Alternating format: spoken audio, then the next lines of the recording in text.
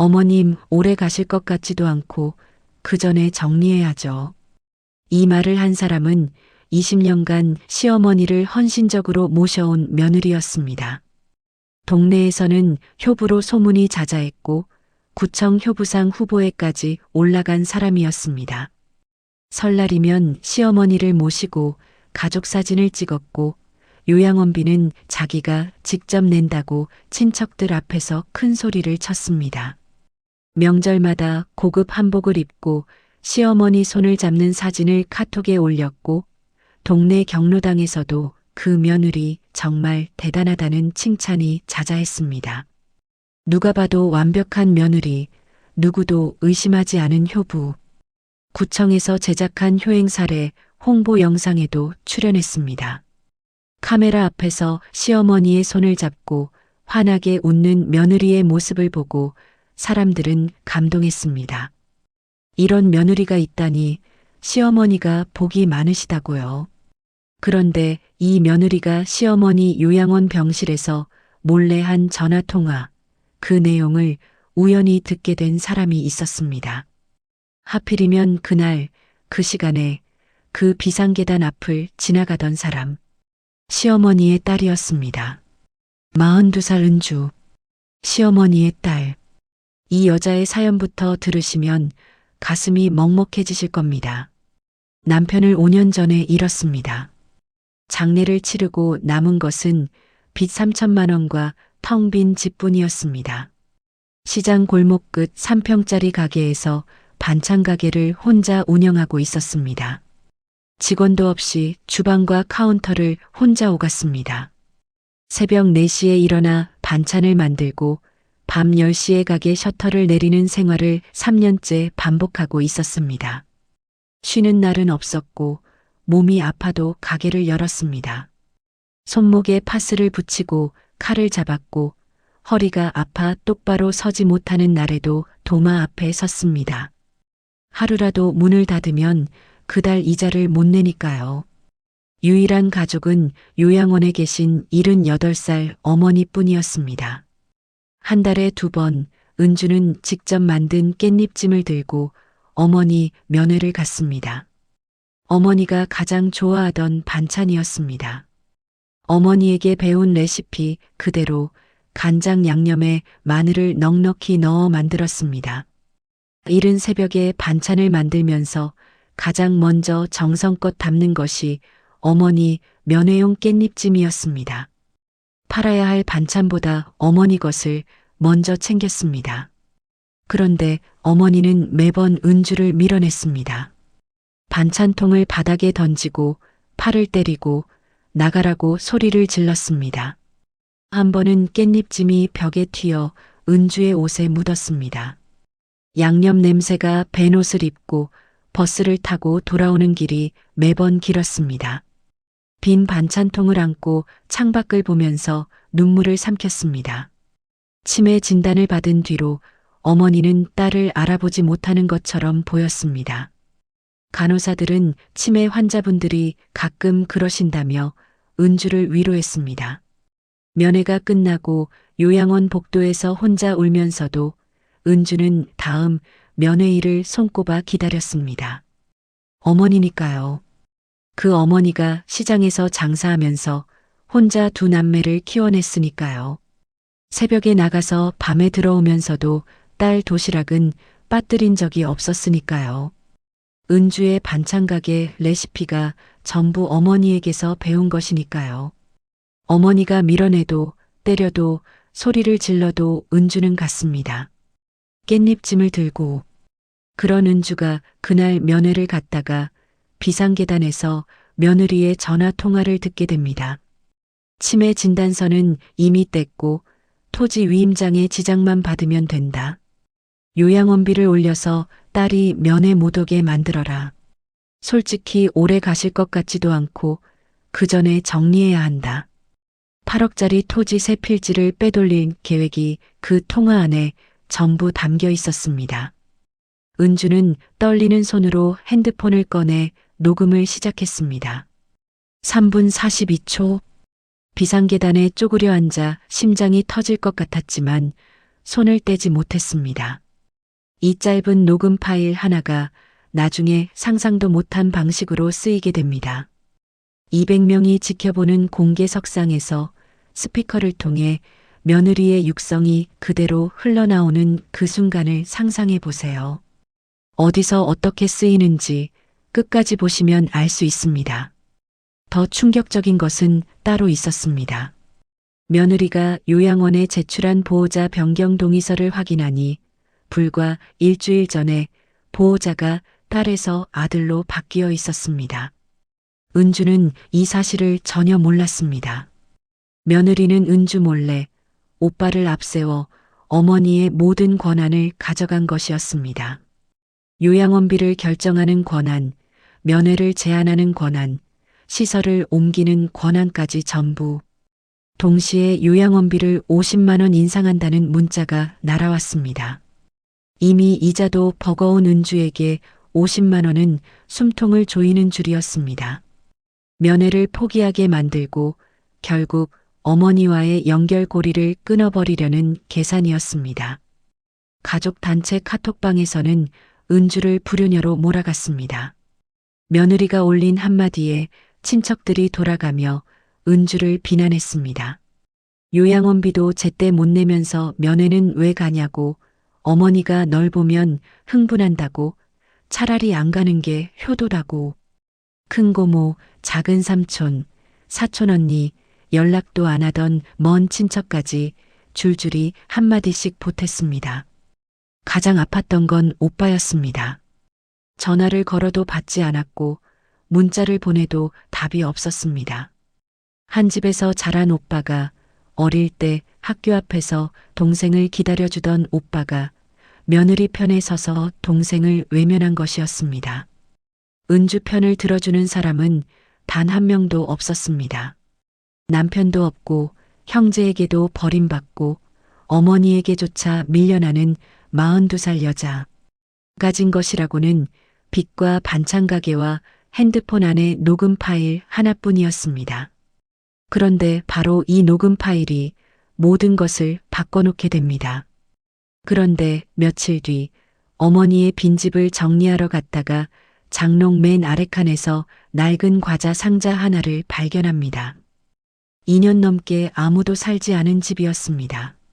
곰팡이 냄새가 나는 방에서 거미줄이 쳐진 장롱을 열었을 때 먼지가 올라왔고 맨 아래 깊숙한 곳에 상자가 있었습니다. 먼지가 두껍게 쌓인 상자 겉면에는 어머니의 필체로 은주라고만 적혀 있었습니다. 상자를 여는 순간 은주의 두 다리에 힘이 풀렸습니다. 안에 들어있던 것은 은주가 태어났을 때 입혔던 매화자수 베네저고리, 외할머니에게서 물려받은 금반지, 은주에게 사준 첫 목도리, 20년치 생일 카드, 그리고 봉투 하나였습니다. 42년간 어머니가 딸의 물건을 하나하나 모아둔 것이었습니다. 치매 환자라고 했던 어머니가, 봉투에는 어머니의 메모가 붙어 있었습니다.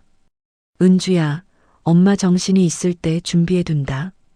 이 봉투 안에 뭐가 들어 있었는지 이 영상 안에서 밝혀집니다. 그리고 이 상자의 존재는 하나의 질문으로 이어집니다. 치매에 걸린 어머니가 어떻게 이런 상자를 준비할 수 있었을까요? 정신이 있을 때라는 메모는 대체 무엇을 의미하는 걸까요? 혹시 어머니는 처음부터 치매가 아니었던 걸까요? 왜 어머니는 딸을 밀어냈을까요? 효부 며느리의 20년 연기 뒤에 숨겨진 진짜 목적은 무엇이었을까요? 장롱 속 과자 상자 안봉투에 들어있던 서류의 정체는 무엇이었을까요? 이 세 가지 답이 이 영상 끝까지 보시면 전부 나옵니다. 하나도 빠짐없이 밝혀집니다. 특히 어머니가 딸을 밀어낸 진짜 이유를 알게 되는 순간 소름이 돋으실 겁니다. 처음부터 다시 보고 싶어지실 겁니다. 모든 장면이 완전히 다르게 보이실 겁니다. 어머니의 모든 행동에 이유가 있었다는 것을, 효부에게 상을 주려고 시상식 무대를 준비한 구청, 200명이 지켜보는 그 무대 위에서 벌어지는 일은 상상을 초월합니다. 며느리의 얼굴이 하얗게 변하고 다리가 풀려 주저앉는 그 장면, 절대 놓치지 마세요. 빚에 쪼들리는 딸, 요양원에서 딸을 때리며 밀어내는 어머니, 효부 가면을 쓰고 8억을 노리는 며느리, 가족 카톡방에서 딸을 조리돌림하는 친척들, 그리고 장롱 깊숙이 숨겨진 과자 상자 하나. 이것들이 만나면 어떤 일이 벌어지는지 지금부터 시작합니다. 중간에 끊으시면 이 이야기에서 가장 충격적인 장면을 놓치게 됩니다. 본격적인 이야기를 시작하기 전에 잠시 제 마음을 전하고 싶습니다. 구독과 좋아요는 제게 정말 큰 힘이 됩니다. 지금 어디서 시청하고 계신지 댓글로 남겨주시면 답글로 인사드리겠습니다. 2023년 12월 수도권 외곽의 요양원은 한파 속에 잠겨 있었습니다. 복도마다 소독약 냄새가 배어 있었고 창밖으로는 앙상한 가지 사이로 칼바람이 끊임없이 불어왔습니다. 난방이 돌아가는 건물 안에서도 어딘가 서늘한 기운이 감돌았고 오후 면회 시간을 알리는 안내방송만이 정막을 깨뜨렸습니다. 42살 은주는 시장 골목에서 반찬 가게를 운영하며 하루하루 빚을 갚아가는 중이었습니다. 새벽 4시에 일어나 육수를 끓이고 저녁 8시에 가게 셔터를 내리는 생활이 3년째 이어지고 있었습니다. 5년 전 남편을 교통사고로 잃은 뒤 혼자 가게를 지키는 일은 고되었지만 한 달에 2번 어머니 면회를 가는 것만큼은 절대 빠뜨리지 않았습니다.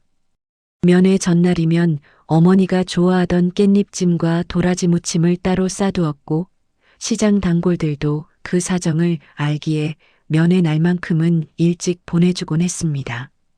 그날도 은주는 면회 시간에 맞춰 요양원에 도착했습니다. 78살 어머니 순옥은 2년 전 치매 진단을 받고 이곳에 입원해 있었습니다. 한때 시장에서 직접 반찬 가게를 일고 2 남매를 대학까지 보낸 여장부였습니다. 남편이 일찍 세상을 뜬 뒤에도 혼자서 새벽장을 보고 반찬을 만들어 팔며 가족을 먹여 살린 분이었습니다. 은주가 물려받은 반찬 솜씨도 새벽에 일어나는 습관도 모두 어머니에게서 온 것이었습니다. 그런 어머니가 지금은 딸의 이름조차 알아보지 못하는 날이 잦아지고 있었습니다. 한 달 전 면회 때는 은주를 보고 누구세요? 라고 물었습니다. 그 한마디에 주차장까지 참았던 눈물이 터졌었습니다. 남겨둔 재산이라고는 시골에 있는 토지 3필지와 이 요양원비를 감당할 정도의 예금이 전부였습니다. 병실 문을 열자 순옥은 창 쪽을 멍하니 바라보고 있었습니다. 은주가 반찬통을 열어 숟가락을 내밀었습니다. 깻잎찜 냄새가 병실에 퍼졌지만 순옥의 눈에는 아무런 반응이 없었습니다. 은주가 조심스럽게 어머니의 손을 잡으려 하자 순옥은 갑자기 손을 뿌리치며 소리를 질렀습니다. 반찬통이 바닥에 엎어졌고 국물이 은주의 바지와 운동화까지 적셨습니다. 순옥은 은주의 팔을 때리며 나가라는 듯 거칠게 팔을 휘둘렀습니다. 물컵까지 집어던지려는 것을 간호사가 뛰어들어와 겨우 말렸고 은주는 복도로 밀려나듯 나와야 했습니다. 복도에 쭈그리고 앉아 바지에 묻은 국물을 휴지로 닦는데 손이 떨려서 휴지가 자꾸 찢어졌습니다. 새벽 3시 반에 일어나 깻잎을 한 장 한 장 양념하며 만든 반찬이었습니다. 그 사실은 아무에게도 말하지 않았습니다. 말할 사람도 없었습니다. 복도 의자에 앉아 소매로 눈물을 닦고 있을 때였습니다. 간호사실 옆 비상계단 쪽에서 낯익은 목소리가 흘러나왔습니다. 옳게 정아의 목소리였습니다. 45살 정아는 은주의 오빠 태호와 결혼한 지 20년이 넘은 며느리로 평소 요양원비를 분담하겠다며 보호자 역할을 자처해 왔습니다. 명절마다 요양원에 과일 바구니를 들고 나타나 간호사들에게 인사를 돌리는 모습은 효부 그 자체였습니다. 친척 모임에서도 시어머니 건강을 걱정하는 첫마디는 언제나 정아의 입에서 나왔습니다. 그런데 비상계단 너머로 들려오는 정아의 목소리는 은주가 알던 그 사람이 아니었습니다. 치매 진단서는 이미 뗐고 토지 위임장의 지장만 받으면 돼요. 어차피 정신없는 할머니한테 무슨 동의가 필요해요. 은주는 숨을 멈췄습니다. 복도의 시간이 정지한 것 같았습니다. 정아의 통화는 거침없이 이어졌습니다. 요양원비도 다음 달부터 올려달라고 해놨어요. 딸한테 인상 고지서 보내면 그 반찬 가게 수입으로 버틸 수 있겠어요? 석 달만 압박하면 알아서 손들어요. 그때 보호자 권한까지 완전히 넘기게 하면 돼요. 은주의 손이 떨리기 시작했습니다. 주머니 속 휴대폰이 손끝에 닿았고 본능적으로 녹음 버튼을 눌렀습니다. 심장 소리가 귀까지 울렸지만 손가락 하나 움직이지 않았습니다. 비상계단 난간을 잡은 손에 힘을 주며 숨소리조차 죽였습니다. 토지 매매는 설 넘기기 전에 끝내야 해요. 시어머니 명의 땅 3필지, 감정가만 8억이에요. 등기 이전하고 나면 요양원도 지방 싼 데로 옮길 거예요. 솔직히 오래 갈 것 같지도 않고 그 전에 정리해야죠. 아, 통장 인감도 이번 주 안에 변경해 놓을 거예요. 오래 갈 것 같지도 않다는 말에 은주의 눈앞이 흐려졌습니다. 어머니의 남은 삶을 돈으로 환산하는 그 목소리가 텅 빈 복도에 부딪혀 울렸습니다. 한평생 자식들을 위해 새벽잠을 포기했던 어머니를 며느리는 처분해야 할 장애물 정도로 이야기하고 있었습니다. 20년 넘게 효부 행세를 해온 사람의 진짜 얼굴이 비상계단 콘크리트 벽 사이로 드러나고 있었습니다. 통화가 끝났습니다. 정아의 구두 소리가 복도를 지나 현관 쪽으로 사라진 뒤에야 은주는 비상계단 아래에서 겨우 몸을 일으킬 수 있었습니다. 다리에 힘이 풀려 난간을 2번이나 잡아야 했습니다. 녹음 시간은 3분 42초를 가리키고 있었습니다. 3분 42초 안에 정아의 모든 계획이 담겨 있었습니다. 간호사실에 들러 보호자 서류를 확인해 달라고 요청했습니다. 담당 간호사는 곤란한 표정을 지었지만 은주가 딸임을 확인한 뒤 서류철을 꺼내 주었습니다. 보호자 변경 동의서에는 순옥의 지장이 찍혀 있었고 주 보호자는 장남 태호로 변경되어 있었습니다. 날짜는 불과 일주일 전이었습니다. 어머니에게 이 서류의 의미를 설명한 사람이 있었는지 아니면 정아가 지장만 받아낸 것인지 확인할 방법은 없었습니다. 간호사는 조심스럽게 덧붙였습니다. 최근 며느리분이 자주 오셔서 서류 정리를 많이 하고 가셨다고 원장님과도 따로 면담을 하셨다고 했습니다. 서류철에는 은주가 처음 보는 동의서가 2장 더 끼워져 있었습니다. 의료결정 위임 동의서와 재산관리 위임 확인서였습니다.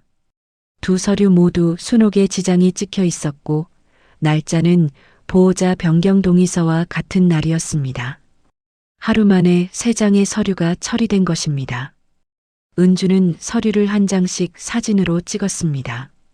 손이 떨려 3번을 다시 찍어야 했습니다. 요양원을 나서는 길 주차장에서 휴대폰이 울렸습니다. 요양원 행정실에서 보낸 문자였습니다. 보호자 요청에 의해 상급 병실로 변경되며 다음 달부터 월 요양비가 50만 원 인상된다는 통보였습니다. 녹음 속 정아의 계획이 한치의 오차도 없이 실행되고 있었습니다. 문자를 받은 시각은 오후 5시 20분, 정아가 요양원을 떠난 지 채 1시간도 되지 않은 때였습니다. 차 안에서 은주는 한참을 움직이지 못했습니다. 어머니가 던진 반찬통이 떠올랐고 정아의 차가운 계산이 겹쳤습니다. 남은 빚은 3천만 원, 거기에 인상된 요양원비까지 합치면 매달 200만 원 가까운 돈이 빠져나가게 됩니다. 새벽 잠을 1시간 더 줄여야 했고 반찬 단가를 올리는 것도 한계가 있었습니다. 가게 월세가 밀리면 쫓겨날 판이었습니다. 눈을 감으면 어머니가 반찬통을 던지던 장면과 정아가 8억이라고 말하던 목소리가 번갈아 재생되었습니다. 그러나 은주의 머릿속에는 숫자보다 어머니의 얼굴이 더 크게 남아 있었습니다. 은주를 알아보지 못하면서도 창밖을 바라보던 그 눈. 반찬통을 던지면서도 어딘가 겁에 질린 것 같았던 그 표정. 은주를 밀어내면서도 손끝이 떨리고 있었던 것을 은주는 분명히 보았습니다. 혹시 어머니는 무언가를 기다리고 있었던 것은 아닐까? 핸드폰 속 녹음 파일을 다시 확인했습니다. 3분 42초. 이 짧은 녹음 하나가 은주 자신도 상상하지 못한 방식으로 쓰이게 됩니다. 은주는 밀린 요양원비 고지서를 들고 오빠 태호를 찾아갔습니다. 47살 태호는 강남 쪽 중견 건설회사에서 부장으로 일하고 있었습니다. 평일 저녁 회사 근처 커피숍에서 마주 앉은 태호는 고지서를 한번 훑어보더니 테이블 위에 내려놓았습니다. 엄마 일은 내가 정아한테 맡겨놨어. 보호자도 내 이름으로 되어 있고 서류도 다 정리됐어. 내가 끼어들 일이 아니야. 은주는 요양원비 인상이 정아의 계획이라는 것을, 토지 위임장 이야기를 들었다는 것을 말하려다 멈췄습니다. 녹음 파일의 존재를 지금 꺼내면 오빠가 정아에게 바로 알릴 것이 분명했습니다. 은주가 요양원비를 함께 부담해달라고 하자 태호는 커피잔을 내려놓으며 말했습니다. 정아가 매달 시간 내서 요양원 가고 서류 처리하고 간호사들 챙기는 거 알아? 넌 한 달에 2번 반찬통 들고 가는 게 다잖아. 돈 이야기하기 전에 내가 뭘 했는지부터 생각해봐. 태호는 자리에서 먼저 일어났습니다. 계산은 은주에게 남겼습니다.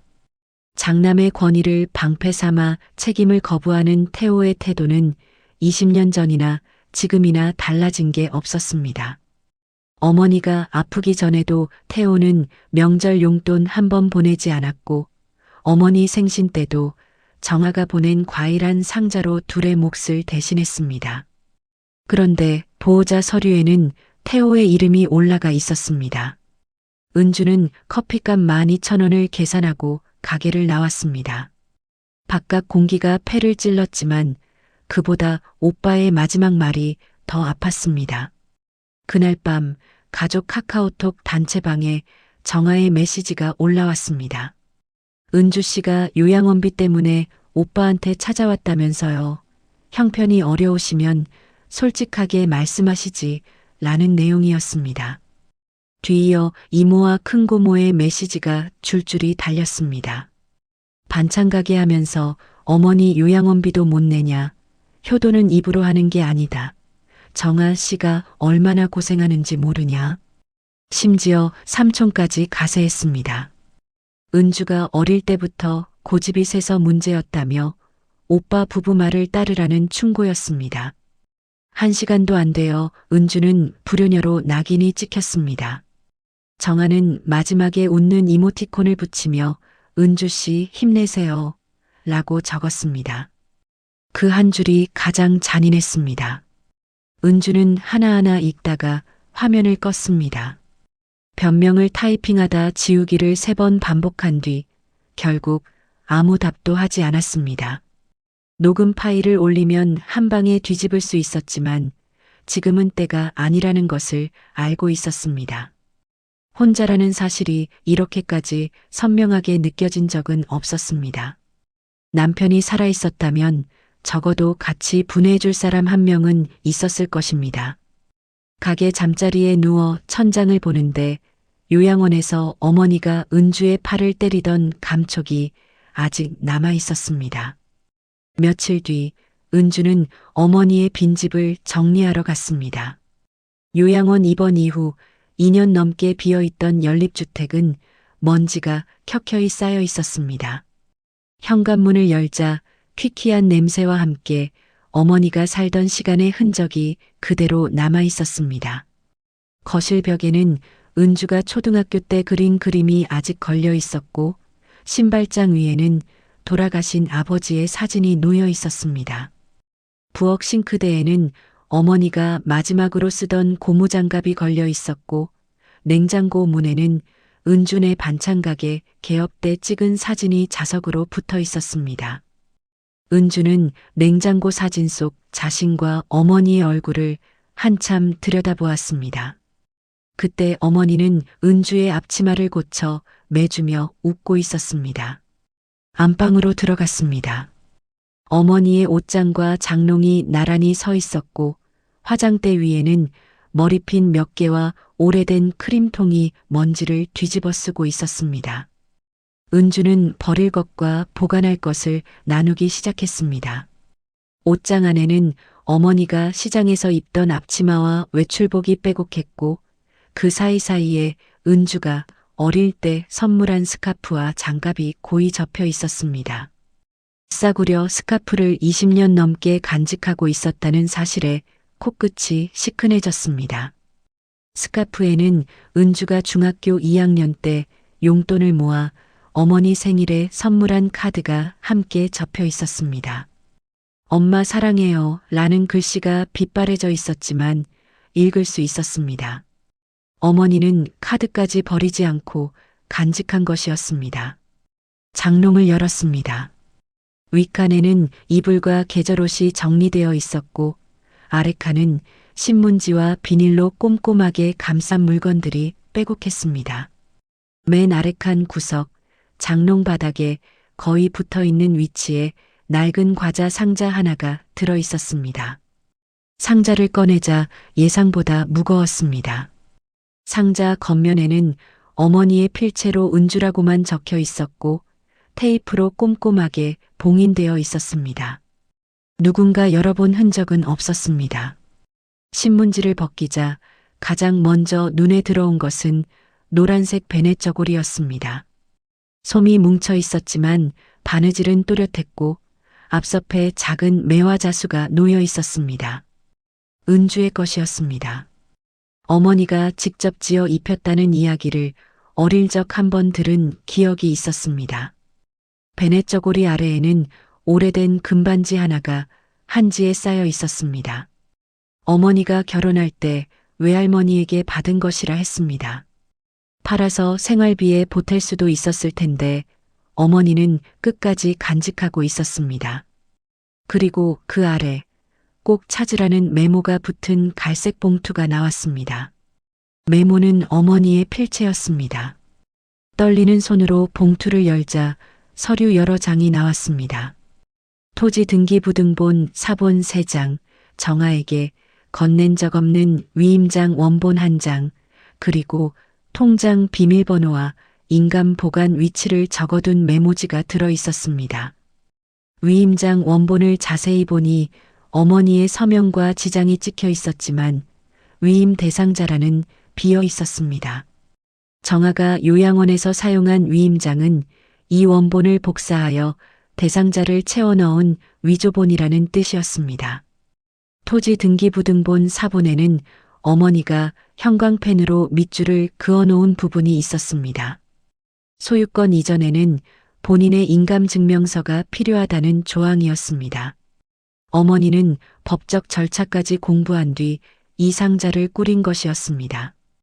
은주는 봉투 안쪽 면에 적힌 작은 글씨를 발견했습니다. 은주야, 엄마 정신이 있을 때 준비해둔다. 며느리가 서류를 가져가면 이걸로 싸워라. 통장은 시장 금고에 있다. 엄마를 용서해라. 글씨가 갈수록 흔들리고 있었습니다. 마지막 줄에 엄마를 용서해라는 글자는 거의 알아보기 어려울 정도로 떨려 있었습니다. 어머니는 치매가 오기 전, 아니 어쩌면 치매가 시작된 뒤에도 멀쩡한 순간을 붙잡아 이 상자를 준비한 것이었습니다. 메모의 날짜는 순옥이 요양원에 입원하기 석 달 전이었습니다. 그때 이미 어머니는 며느리의 의도를 알고 있었고 자신이 점점 기억을 잃어가고 있다는 것도 알고 있었습니다. 남은 시간을 계산하며 딸을 위한 증거를 정리한 것입니다. 딸에게 모욕적으로 굴었던 것도, 면회 때마다 밀어냈던 것도 어쩌면 다른 이유가 있었던 것은 아닐까? 은주는 베넷 저고리를 가슴에 안고 한참을 울었습니다. 금반지의 차가운 감촉이 손바닥에 남았고 어머니의 흔들리는 글씨가 눈앞에서 흐려졌다 선명해지기를 반복했습니다. 먼지 쌓인 안방에서 어머니의 시간이 멈춰 있었고 은주의 시간은 그제야 움직이기 시작했습니다. 이 상자는 유품이 아니었습니다. 어머니가 기억이 사라지기 전 마지막 힘을 다해 남겨둔 무기였습니다. 은주는 서류를 한 장씩 사진으로 찍고 원본은 상자째 가방에 넣었습니다. 이 봉투 안의 서류들이 정아가 쌓아 올린 모든 것을 뒤집어 놓게 됩니다. 반찬가게 문을 닫고 정리를 하던 저녁, 낯선 번호로 전화가 걸려왔습니다. 받자마자 상대는 조심스러운 목소리로 물었습니다. 순옥 어르신 딸 되시는 분 맞으시죠? 은주는 경계하며 누구시냐고 되물었습니다. 요양원에서 이런 식으로 개인 전화가 온 적은 한 번도 없었습니다. 전화를 건 사람은 51살 요양보호사 미숙이었습니다. 순옥의 담당 요양보호사로 1년 넘게 곁에서 돌봐온 사람이었습니다. 미숙은 전화로는 말하기 어렵다며 내일 만날 수 있겠느냐고 했습니다.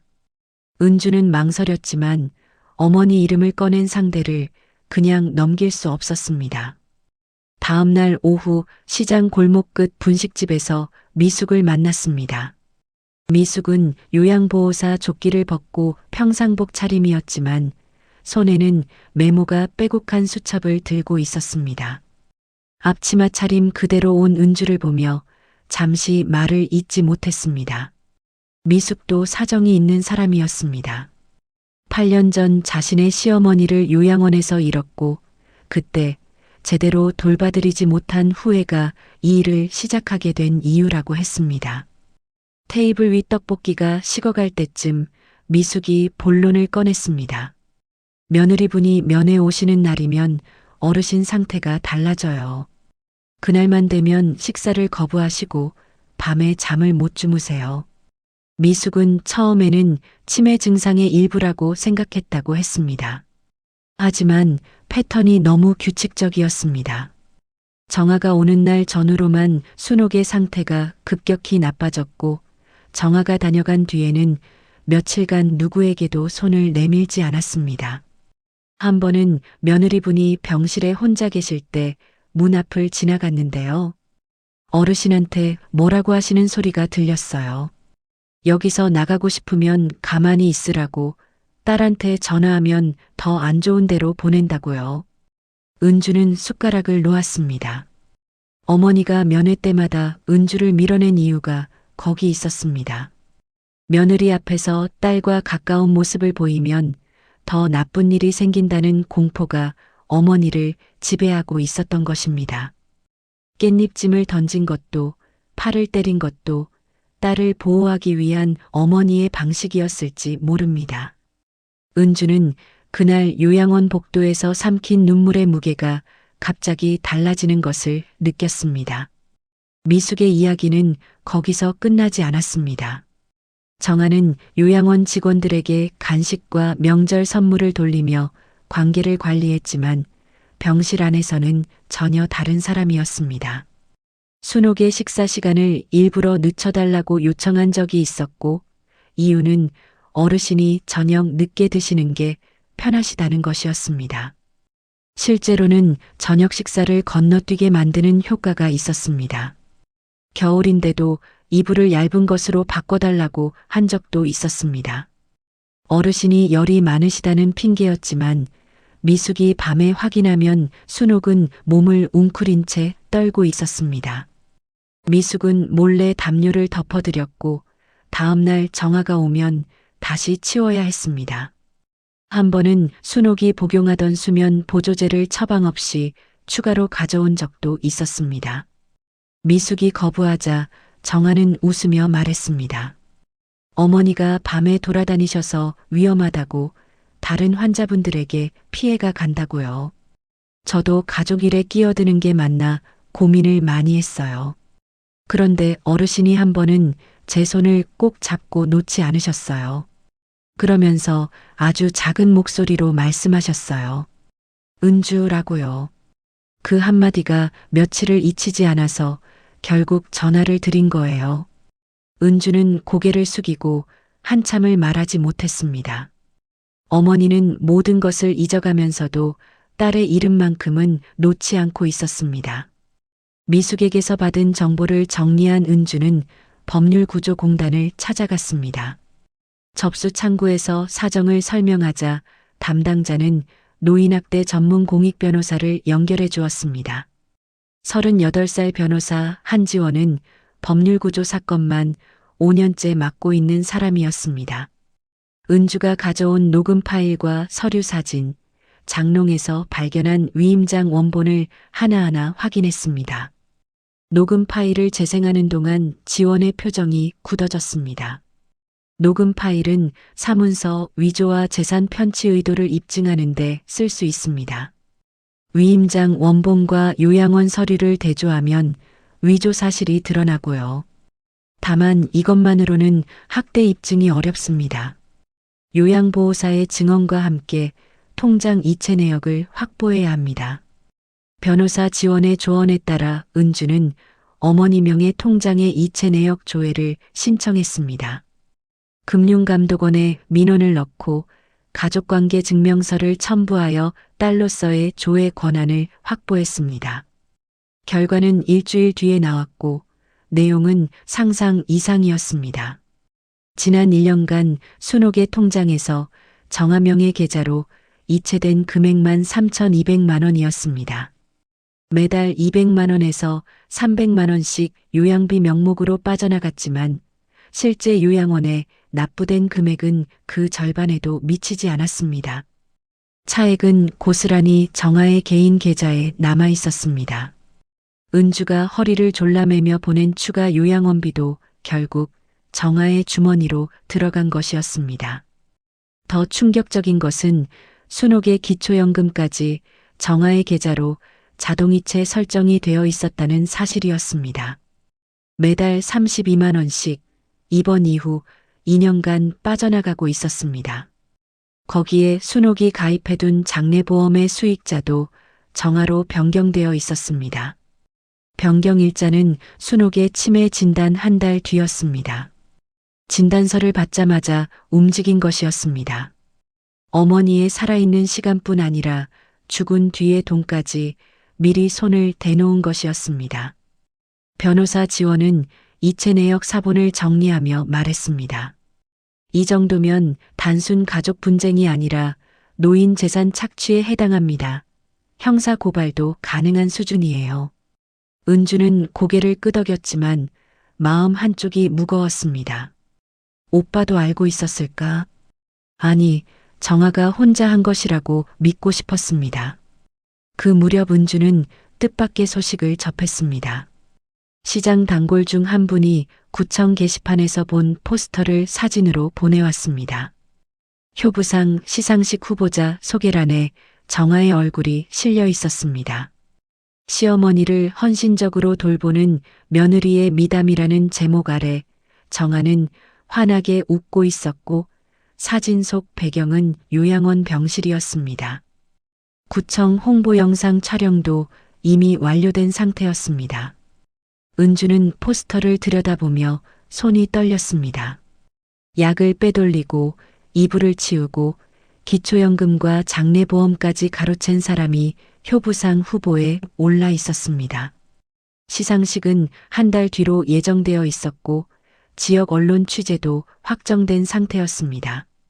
정아는 이 상을 받으면 시어머니를 돌보는 효부라는 공식 타이틀까지 갖게 되는 셈이었습니다. 악행이 미담으로 둔갑하는 현실 앞에서 은주의 분노는 흔들림 없는 확신으로 바뀌었습니다. 변호사 지원에게 전화를 걸었습니다. 시상식 일정과 주간 기간을 확인해달라고 요청했고 지원은 바로 조회에 들어갔습니다. 증거가 충분히 모이면 그 자리를 활용할 수 있다고 했습니다. 미숙에게도 연락했습니다. 병실에서 있었던 일들을 날짜와 시간까지 포함해 문서로 정리해 줄 수 있겠느냐고 물었고 미숙은 각오하고 전화한 거라며 승낙했습니다. 수첩에 적어둔 기록이 있다고 했습니다. 날짜별로 정아가 방문한 시간, 순옥의 상태 변화, 지시한 내용을 꼼꼼히 메모해 왔다고 했습니다. 은주의 싸움은 더 이상 어머니를 지키는 것만이 아니었습니다.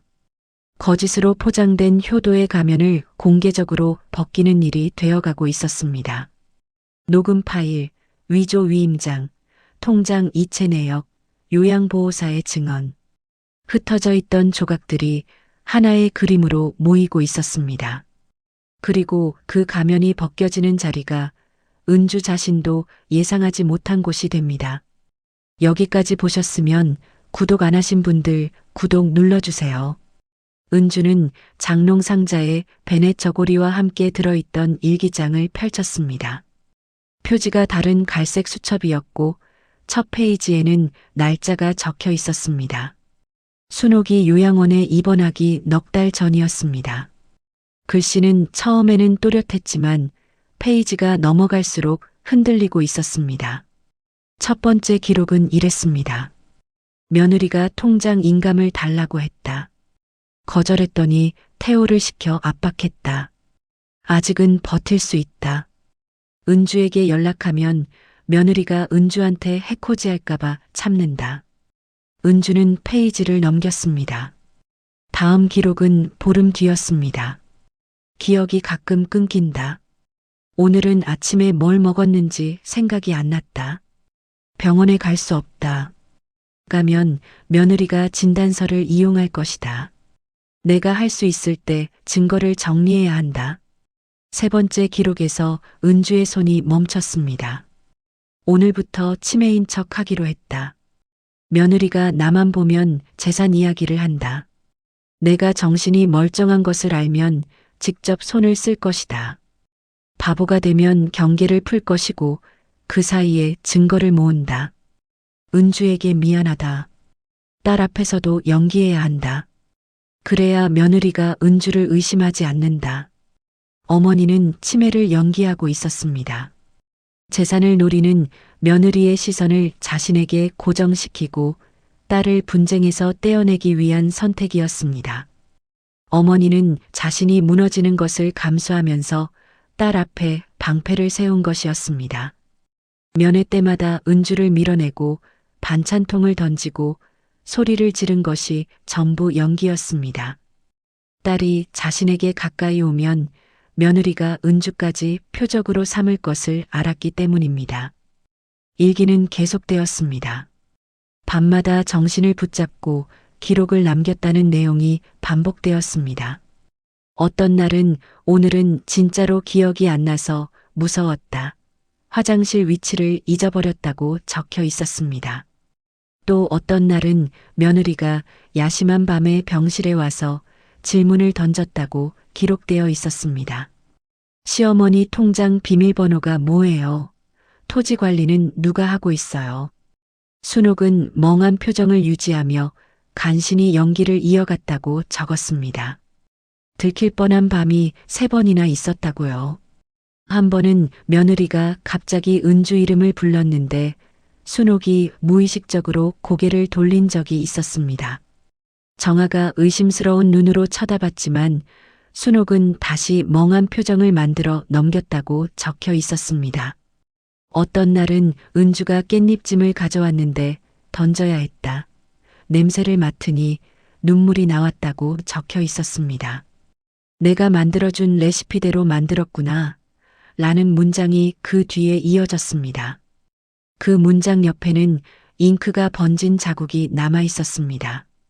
어머니가 울면서 쓴 것이었습니다. 마지막 기록은 입원 이틀 전이었습니다. 이제 진짜로 기억이 자주 끊긴다. 아침에 세수를 했는지 안 했는지 모르겠다. 시간이 없다. 장롱 아래 상자에 모든 것을 넣어두었다. 은주가 찾아줄 것이다. 반드시 찾아줄 것이다. 딸아, 엄마가 미워한 게 아니다. 내 깻잎찜이 세상에서 제일 맛있었다. 글씨가 종이 위에서 겨우 버티고 있었습니다. 마지막 글자는 반쯤 흘러내려 있었습니다. 은주는 일기장을 가슴에 안고 소리 없이 울었습니다. 어머니가 정신이 오락가락하는 사이에도 딸을 지키기 위해 싸우고 있었다는 사실이 가슴을 찢었습니다. 면회 때 맞은 손등에 감촉이 떠올랐고 그 손이 떨리고 있었다는 것을 이제야 이해했습니다. 어머니는 딸을 때리면서 속으로 울고 있었던 것입니다. 은주는 즉시 요양원으로 향했습니다.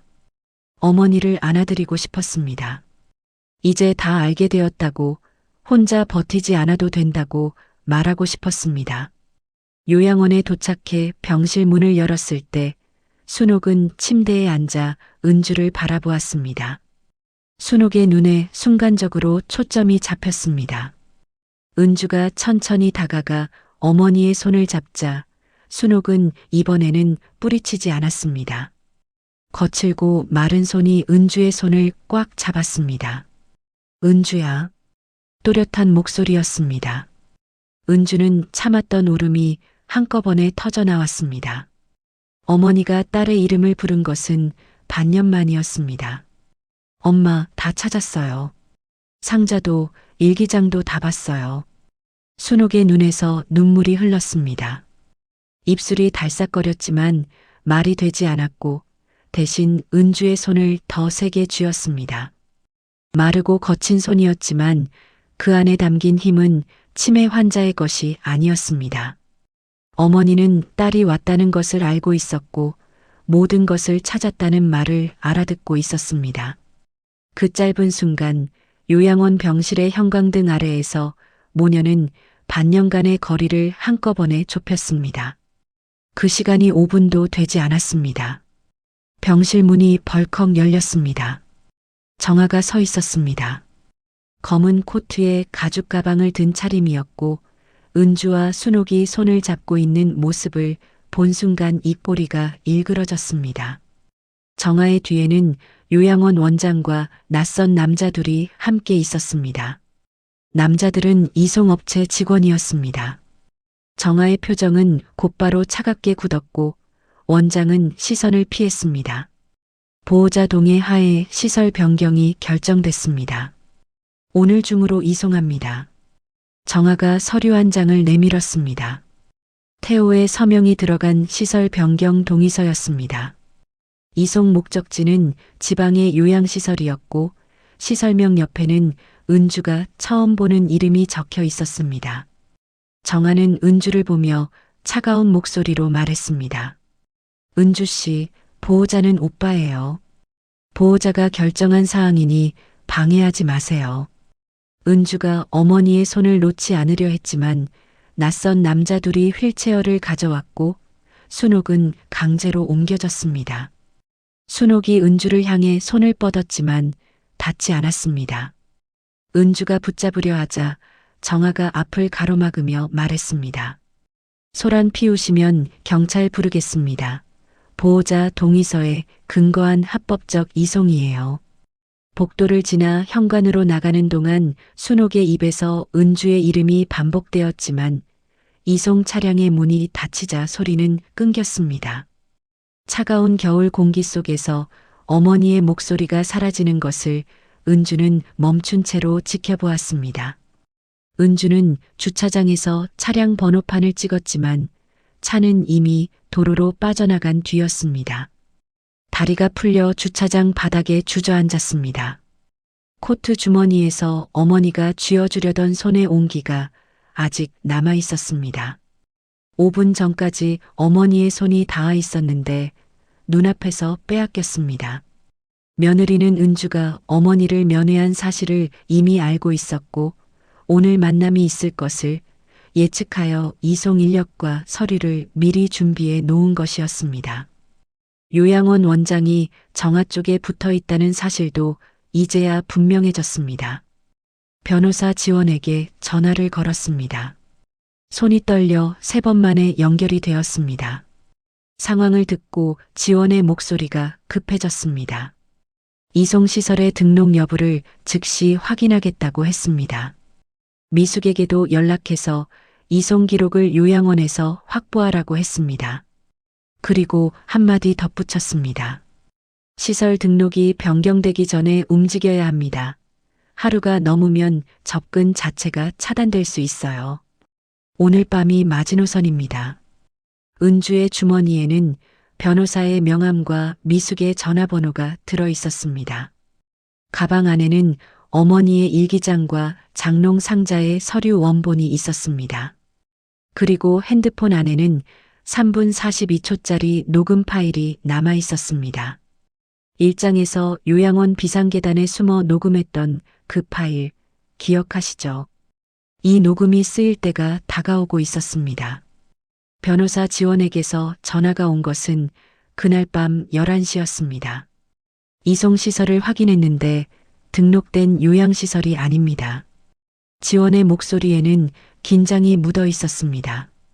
해당 주소지에는 폐업한 요양원 건물이 있었고 현재 정식 시설로 등록되어 있지 않은 상태였습니다. 사실상 무허가 시설이었습니다. 미숙도 요양원 측에서 이송 기록을 확보해 왔습니다. 이송 동의서에는 태호의 서명만 있었고 이송 사유에는 가족 사정에 의한 시설 변경이라고만 적혀 있었습니다. 이송 차량 업체도 일반 용달 업체였습니다. 의료 이송 차량이 아니라 짐을 나르는 차로 78살 치매 환자를 옮긴 것이었습니다. 지원은 즉시 노인보호전문기관에 긴급 학대 신고를 접수했습니다.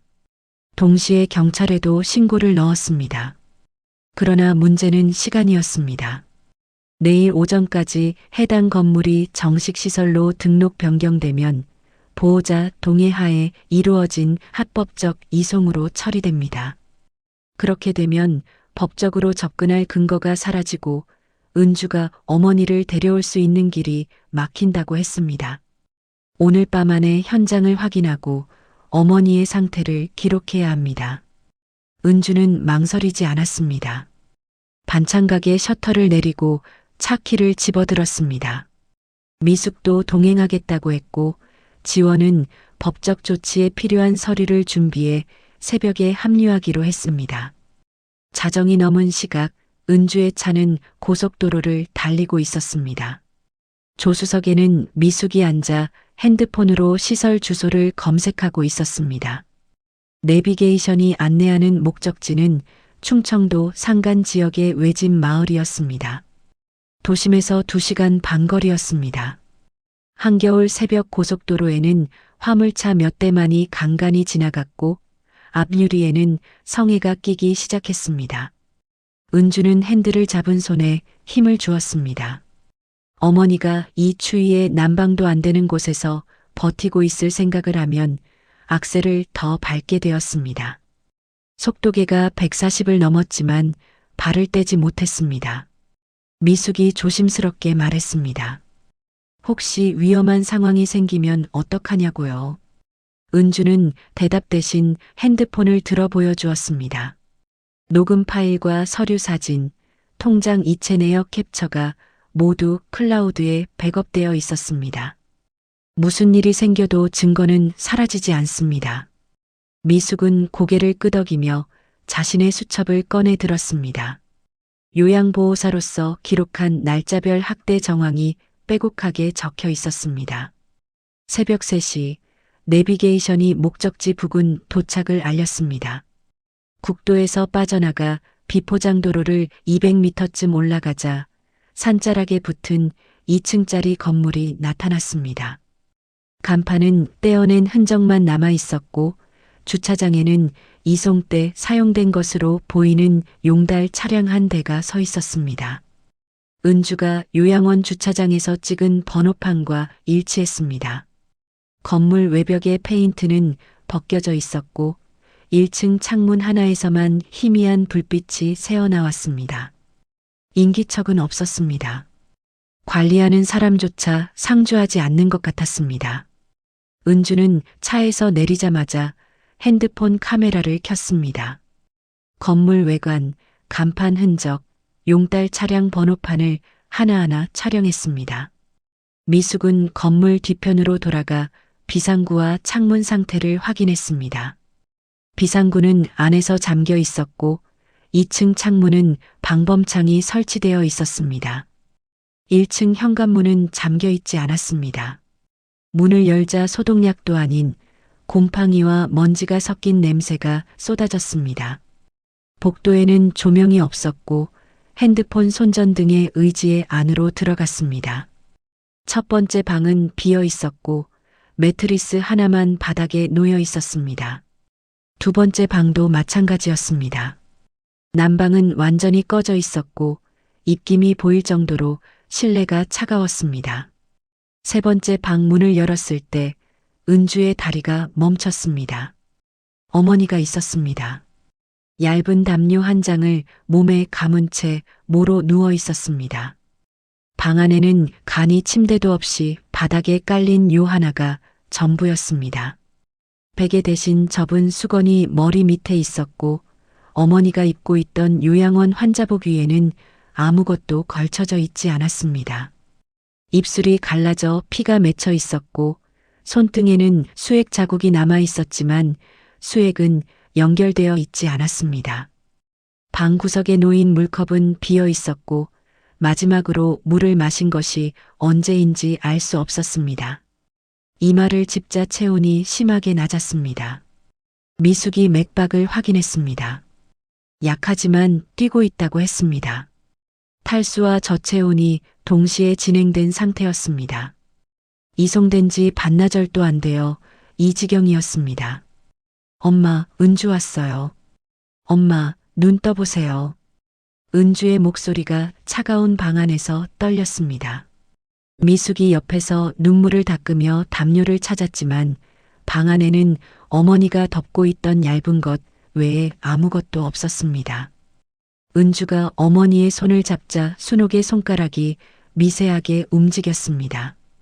눈을 뜨지는 못했지만 딸의 목소리를 알아듣는 것 같았습니다. 은주는 자신의 코트를 벗어 어머니 위에 덮었고 미숙은 즉시 119에 신고했습니다. 동시에 변호사 지원에게 현장 사진과 영상을 전송했습니다. 구급차가 도착하기까지 20분이 걸렸습니다. 그 20분 동안 은주는 어머니의 손을 놓지 않았습니다. 미숙은 방 안의 상태를 사진으로 기록했습니다. 난방이 끊긴 방, 얇은 담요 한 장, 음식물이 없는 빈 쟁반, 연결되지 않은 수액줄, 한 장 한 장이 학대의 증거였습니다.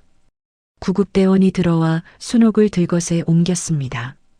산소 마스크를 씌우고 체온을 올리기 위한 보온 담요와 수액 투여가 시작되었습니다.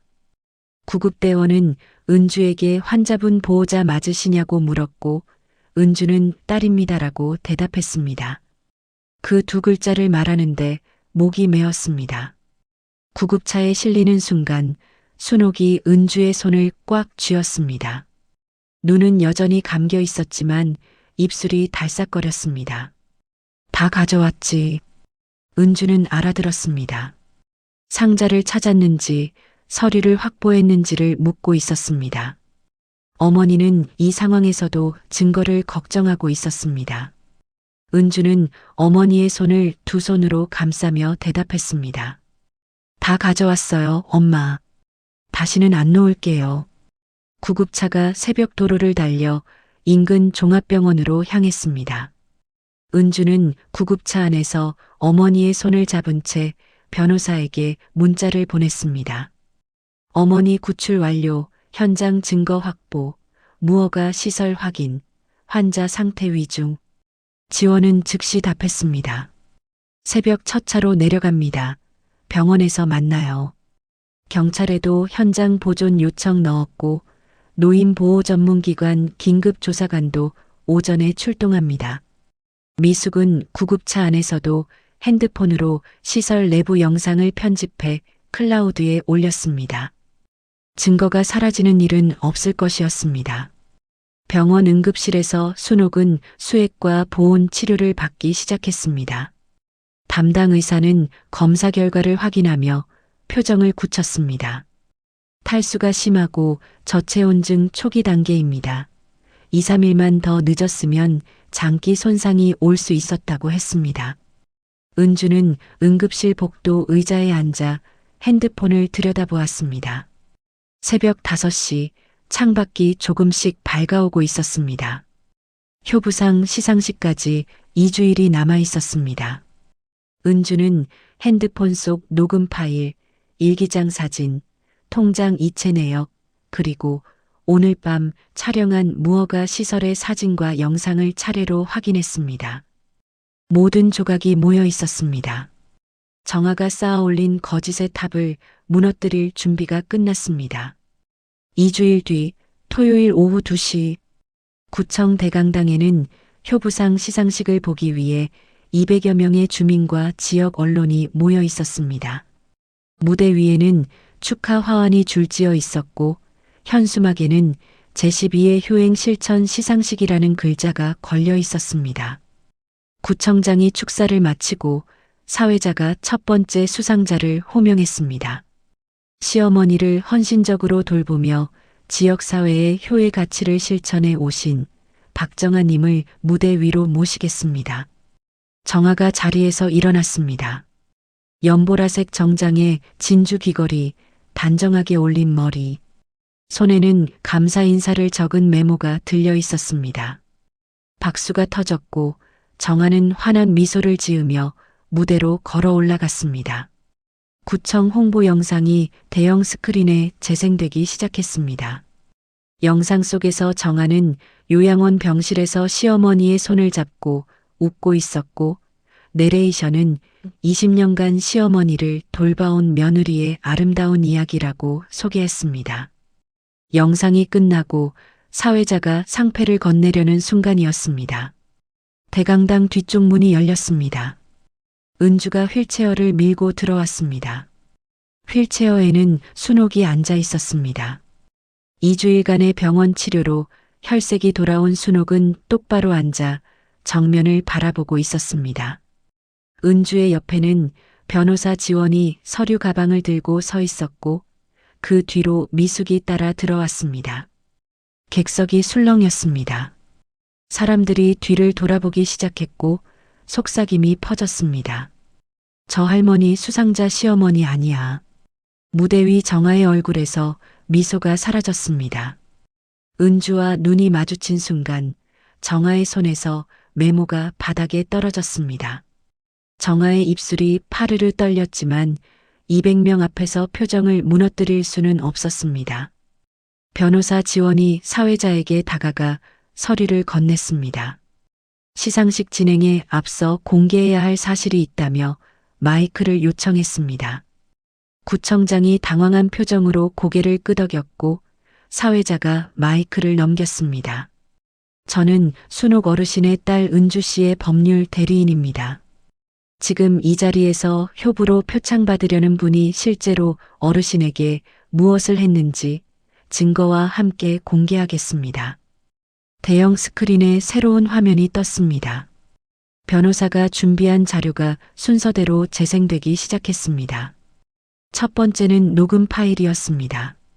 1장에서 은주가 비상계단에 숨어 녹음한 3분 42초짜리 파일이 대강당 스피커로 흘러나왔습니다.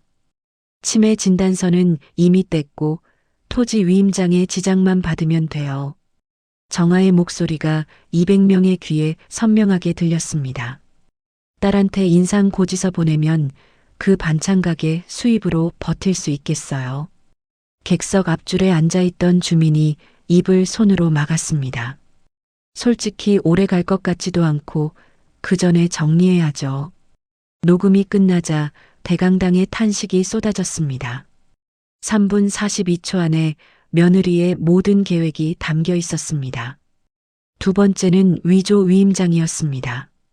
스크린 왼쪽에 장롱에서 발견한 원본이 오른쪽에 정아가 요양원에 제출한 위조본이 나란히 표시되었습니다. 원본의 위임 대상자라는 비어 있었고 위조본에는 정아의 이름이 채워져 있었습니다. 필적 감정 결과서가 그 아래에 추가되었습니다. 세 번째는 통장 이체 내역이었습니다. 1년간 3,200만 원이 정아의 개인 계좌로 빠져나간 내역이 날짜별로 화면을 채웠습니다. 기초연금 자동이체 설정 화면과 장례보험 수익자 변경 서류가 이어졌습니다. 객석 여기저기서 한숨과 분노의 소리가 올라왔습니다. 네 번째는 무허가 시설 사진이었습니다. 은주가 새벽에 촬영한 건물 외관, 난방이 꺼진 방, 얇은 담요 한 장, 빈 물컵, 연결되지 않은 수액줄, 그리고 탈수와 저체온 상태로 발견된 순옥의 병원 진단서가 스크린에 떴습니다. 대강당이 조용해졌습니다. 누군가 울고 있는 소리만 들렸습니다. 마지막으로 요양보호사 미숙의 증언이 화면에 표시되었습니다. 식사시간 지연 요청, 이불 교체 지시, 수면 보조제 무단 반입, 병실에서의 협박 발언, 날짜와 시간이 적힌 기록이 한 줄 한 줄 올라갔습니다. 미숙은 객석에서 일어나 자신이 직접 작성한 기록이 사실임을 확인했습니다. 무대 위 정아의 얼굴이 하얗게 질려 있었습니다. 정아는 마이크를 잡으려 했지만 손이 떨려 잡히지 않았습니다. 겨우 잡은 마이크로 말을 쏟아냈습니다. 다 오해예요. 저는 어머님을 위해서 한 거예요. 시설 옮긴 것도 더 좋은 곳으로 보내드리려고 한 거고, 돈도 전부 어머님 요양비로 쓴 거예요. 변호사 지원이 차분하게 받았습니다. 통장 이체 내역과 실제 요양원 납부 금액의 차이는 1,600만 원입니다. 기초연금 횡령분까지 합치면 2,400만 원이 넘습니다. 이 금액이 어머님 요양비로 쓰였다는 증빙이 있으시면 지금 제출해 주십시오. 정아는 대답하지 못했습니다. 입을 열었다 닫기를 반복했지만 아무 말도 나오지 않았습니다. 그때 순옥이 입을 열었습니다. 휠체어에 앉은 채 또렷한 목소리로 말했습니다. 나는 치매가 아니었어. 내가 내 돈을 가져가는 걸 다 보고 있었어. 내 딸한테 손대지 못하게 하려고 바보 연기를 한 거야. 대강당이 얼어붙었습니다. 200명의 시선이 순옥에게 쏠렸습니다. 정아의 다리가 흔들렸고 한 발 뒤로 물러섰습니다. 순옥이 이어서 말했습니다. 20년 동안 효부인 척하면서 내 재산 빼돌리고 내 딸 왕따 시키고 나를 버려진 건물에 갖다 버렸어. 이제 됐다. 더 이상 속지 않아. 객석에서 박수가 터졌습니다. 처음에는 한두 명이었지만 순식간에 대강당 전체로 퍼졌습니다. 누군가 일어서서 박수를 쳤고 옆 사람도 따라 일어났습니다. 정아가 무대에서 내려오려는 순간 대강당 뒤쪽에 대기하고 있던 경찰 2명이 앞으로 나왔습니다. 사문서 위조, 노인 재산 착취, 노인학대 혐의로 현장에서 긴급 체포가 이루어졌습니다. 정아는 경찰에게 팔을 잡히며 소리쳤습니다. 시어머니가 치매 환자인데 저 말을 어떻게 믿어요? 딸이 다 조작한 거예요. 저한테 변호사 부를 권리가 있어요. 그러나 녹음 파일과 위조 위임장, 통장 이체 내역, 무허가 시설 증거, 요양보호사 증언까지 5가지 증거 앞에서 그 주장은 아무런 힘을 갖지 못했습니다. 경찰은 태호에 대해서도 방조 혐의로 수사에 착수한다고 밝혔습니다. 보호자 서명을 제공하고 시설 이송에 동의한 정황이 확인되었기 때문이었습니다. 정아가 대강당 밖으로 끌려나가는 동안 연보라색 정장깃에 달린 진주 귀걸이 한쪽이 바닥에 떨어졌습니다. 효부상을 받기 위해 골라 입은 정장이었습니다. 아무도 주워주지 않았습니다. 대강당 문이 닫히는 순간까지 정아는 억울하다고 소리쳤지만 문 밖에서 들린 것은 경찰차 문이 닫히는 소리뿐이었습니다. 대강당이 다시 조용해진 뒤 구청장이 마이크를 들었습니다. 효부상 수상은 취소되며 해당 건에 대해 구청 차원에서도 조사를 진행하겠다고 밝혔습니다. 은주는 어머니의 휠체어 옆에 무릎을 꿇고 앉아 순옥의 손을 잡았습니다. 엄마, 끝났어요. 이제 아무도 엄마한테 못 그래요. 순옥은 은주의 머리를 천천히 쓰다듬었습니다. 거칠고 마른 손이었지만 떨림은 멈춰 있었습니다. 순옥의 눈에서 조용히 눈물이 흘렀고 은주도 어머니의 무릎에 얼굴을 묻었습니다. 미숙이 객석에서 두 사람을 바라보며 소리 없이 울었습니다. 대강당 창밖으로 겨울 해가 기울고 있었고 모녀의 그림자가 무대 위에 길게 드리워졌습니다. 석 달 뒤 봄이 왔습니다. 순옥은 병원 퇴원 후 요양원으로 돌아가지 않았습니다. 은주가 반찬가게 뒤편 작은 방을 비우고 새 이불을 깔았습니다. 벽에는 어머니 빈집에서 가져온 그림을 걸었고 창가에는 화분 하나를 놓았습니다. 순옥이 처음 방에 들어섰을 때 이불 위에 손을 얹고 한참을 쓸었습니다. 무허가 시설의 얇은 담요가 떠올랐는지 눈이 젖었지만 이내 고개를 저으며 됐다고 했습니다. 그날 밤 은주는 어머니 옆에 나란히 누웠습니다. 2년 만에 처음으로 같은 방에서 잠이 들었습니다. 한밤중에 순옥이 은주의 이름을 불렀습니다. 은주가 네 하고 대답하자 순옥은 아무 말 없이 딸의 손을 잡고 다시 잠들었습니다. 그 손의 온도가 밤새 식지 않았습니다. 오랜 연기의 후유증으로 인지 기능이 일부 저하된 상태였지만 약물 치료와 재활로 일상 대화에는 무리가 없을 만큼 돌아왔습니다. 가끔 단어가 입에서 맴도는 날이 있었고 오전에 한 일을 저녁에 잊는 날도 있었습니다. 그런 날이면 순옥은 조용히 창밖을 바라보다가 은주에게 물었습니다. 내가 오늘 뭘 했더라? 은주는 매번 같은 말투로 대답했습니다. 반찬 담는 거 도와주셨잖아요, 엄마. 순옥은 그제야 아 그랬지 하며 고개를 끄덕였습니다. 잊는 날이 줄어드는 것이 회복의 증거였고 어머니가 물어볼 수 있다는 것 자체가 은주에게는 감사한 일이었습니다. 좋은 날에는 가게에 나와 반찬을 담았습니다. 한 번은 손님에게 양을 너무 많이 퍼주자 은주가 엄마 그러면 남는다고 했더니 순옥은 퉁명스럽게 대답했습니다. 많이 줘야 또 오지. 은주는 웃음이 터졌습니다. 젊은 시절 시장에서 장사하던 어머니가 바로 그 말투 그대로 돌아온 것이었습니다. 단골 할머니들은 사장님 어머니라며 반갑게 인사했고 순옥은 손을 흔들며 또 와요 라고 했습니다. 정아는 징역 3년 6개월 실형을 선고받았습니다.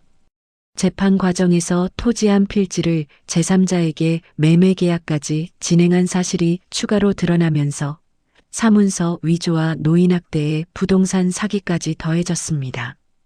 법정에서 끝까지 시어머니를 위한 일이었다고 주장했지만 3분 42초짜리 녹음 파일이 재생되자 방청석이 조용해졌습니다. 판사는 계획적이고 지속적인 범행으로 피해자의 생명까지 위협한 죄질이 극히 불량하다며 실형을 선고했습니다. 선고 순간 정아의 다리가 풀려 피고인석에 주저앉았고 20년간 쌓아올린 효부의 가면은 그것으로 끝이었습니다. 구청은 효부상을 취소하고 홍보 영상을 전량 삭제했습니다. 시상식 현장 영상이 언론과 온라인을 통해 퍼지면서 정아의 이름 옆에는 더 이상 효부라는 단어가 붙지 않게 되었습니다. 요양원 원장도 서류 관리 부실로 행정처분을 받았습니다. 태호는 방조 혐의로 집행유예 2년과 사회봉사 200시간을 선고받았습니다. 회사에서도 직급이 부장에서 과장으로 내려갔습니다. 선고날 법원 복도에서 은주 앞에 섰지만 미안하다는 말은 끝내 나오지 않았습니다. 고개만 숙이고 돌아서는 오빠의 뒷모습을 은주는 한참 지켜보았습니다. 그 관계가 다시 이어질 수 있을지는 알 수 없었지만 문을 완전히 닫지는 않기로 했습니다. 어머니가 원하지 않을 거라는 걸 알고 있었기 때문입니다. 환수된 자금으로 밀린 요양원비를 정산하고 빚 3천만 원 중 2천만 원을 갚았습니다. 나머지 빚은 반찬가게 수입으로 천천히 갚아나가기로 했습니다. 토지세 필지는 보전 처분으로 보호 조치가 완료되었고 정아가 진행하던 매매 계약은 무효 처리되었습니다. 3년간 은주의 어깨를 짓누르던 무게가 비로소 내려왔습니다. 밤마다 고지서를 펴놓고 계산기를 두드리던 시간이 사라졌고 그 자리를 어머니와 나란히 누워 이야기하는 시간이 채웠습니다. 시상식 사건이 알려진 뒤 시장의 분위기가 달라졌습니다. 매일 아침 힘내라 한마디 하고 가시는 할머니가 생겼고 옆집 생선가게 사장님은 남는 생선을 말없이 갖다 놓았습니다. 주문이 늘어 은주는 처음으로 아르바이트생을 고용했습니다. 23살 대학생이었는데 면접에서 뉴스 보고 왔다며 여기서 일하고 싶다고 했습니다. 새벽 4시에 혼자 일어나던 일상이 5시로 1시간 늦춰졌습니다. 고작 1시간이었지만 3년 만에 처음 얻은 여유였습니다. 그 1시간에 은주는 어머니 옆에 누워 잠을 더 잤고 어머니가 먼저 일어나 딸의 이불을 고쳐 덮어주기도 했습니다. 은주는 그걸 알면서도 모른 척 눈을 감고 있었습니다. 어머니의 손길이 이불 위를 지나가는 감촉이 세상에서 가장 따뜻한 온도였습니다. 미숙은 노인 인권 상담 교육을 시작했고 한 달에 한 번 가게에 들러 순옥의 손을 잡았습니다. 순옥은 미숙을 보면 먼저 손을 내밀었고 미숙은 그 손을 잡을 때마다 울컥했습니다. 밤마다 몰래 담요를 덮어드리던 시간이 지나고 이제는 밝은 곳에서 마주 잡는 손이 되었습니다. 변호사 지원은 이 사건을 토대로 세미나를 열었고 은주도 초청받아 경험을 나누었습니다. 발표가 끝난 뒤 한 중년 여성이 다가와 울며 말했습니다. 저희 어머니도 비슷한 상황이라고요. 은주는 그 손을 잡으며 혼자 싸우지 마시라고 했습니다. 어느 봄날 저녁 가게 문을 닫고 뒷방에서 둘이 밥을 먹었습니다. 깻잎찜과 도라지 무침이었습니다. 순옥이 깻잎찜을 한 젓가락 집어 천천히 씹고는 숟가락을 내려놓았습니다. 이거 엄마 레시피대로 했구나. 간이 딱 맞아. 은주는 웃으며 고개를 끄덕였습니다. 일기장에 적혀있던 문장이 떠올랐습니다. 내가 만들어준 레시피대로 만들었구나. 그때 어머니는 그 깻잎찜을 던져야 했습니다. 요양원 병실에서 딸을 밀어내며 속으로 울었습니다. 지금은 같은 상을 마주 앉아 맛있다고 말할 수 있었습니다. 그 사이의 거리가 이 모든 이야기였습니다. 식사 뒤 순옥은 장롱에서 가져온 상자를 열었습니다. 베넷 저고리와 금반지를 꺼내 은주의 손에 올려놓았습니다. 이건 원래 내 거야. 이제 내가 가져. 매화 자수는 빛발에 있었지만 바느질은 여전히 단단했습니다. 금반지는 외할머니에게서 어머니에게로 이제 딸에게로 건너왔습니다. 은주가 끼어보자 손가락이 가늘어 헐거웠습니다. 순옥이 웃었습니다. 외할머니 손도 그랬다고. 너는 외할머니 닮았다고요. 만나본 적 없는 외할머니의 온기가 반지를 통해 전해지는 것 같았습니다. 세 세대의 여자가 이 작은 반지 하나로 이어져 있었습니다. 가게 밖으로 나왔습니다. 간판이 바뀌어 있었습니다. 순옥이네 반찬 가게. 은주가 어머니의 이름을 올린 것이었습니다. 처음 본 날 순옥은 한참 올려다보다가 고맙다는 말 대신 글씨가 좀 삐뚤다며 웃었습니다. 은주도 따라 웃었습니다. 사실 간판 글씨는 은주가 직접 썼습니다. 업체에 맡기면 깔끔하겠지만 어머니 이름만큼은 자기 손으로 쓰고 싶었습니다. 저녁 햇살이 간판 위에 내려앉았습니다. 순옥이 가게 앞 의자에 앉았고 은주가 옆에 앉았습니다. 골목을 지나는 사람들이 인사를 건넸고 순옥은 손을 들어 답했습니다. 시장 어딘가에서 라디오 음악이 흘러나왔고 봄바람이 두 사람의 머리카락을 가만히 흔들었습니다. 순옥이 먼저 은주의 어깨에 머리를 기댔습니다. 은주는 움직이지 않았습니다. 이 순간이 조금이라도 더 길기를 바랐습니다. 겨울은 지나갔고 봄은 와 있었습니다. 오늘의 이야기 어떠셨나요? 댓글에서 자유롭게 이야기해 주세요. 다음번에도 재밌는 이야기로 돌아오겠습니다. 감사합니다.